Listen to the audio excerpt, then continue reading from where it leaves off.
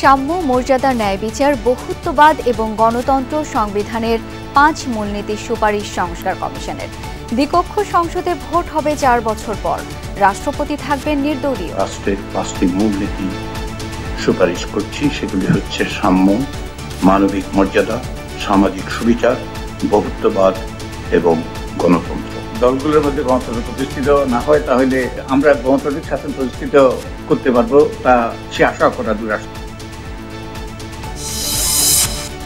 জুলাই অভ্যুত্থানের আকাঙ্ক্ষা অটুট রেখে হাঁটতে হবে নির্বাচনের পথে, বললেন ডক্টর ইউনূস।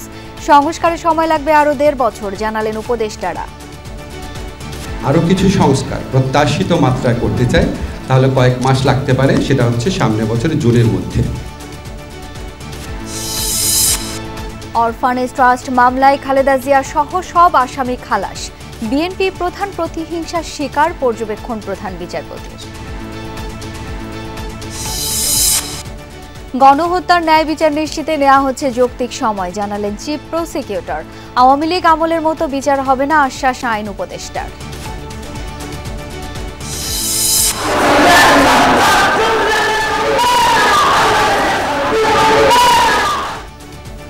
মতিঝিল ইনসিটিভির সামনে স্টুডেন্ট ফর সভারেনিটি ও সংক্ষুব্ধ আদিবাসীর কর্মসূচিতে সংঘর্ষ, পাঠ্যপুস্তকের গ্রাফিতি নিয়ে বিরোধ।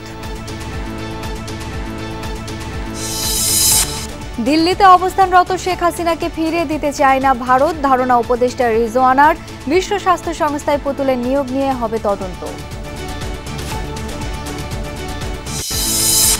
কাল সর্বদলীয় বৈঠকে চূড়ান্ত হবে জুলাই প্রোক্লেমেশন। দলিল হিসেবে নিখুঁত করতেই বিলম্ব, প্রতিফলন থাকবে সব পক্ষের আকাঙ্ক্ষার।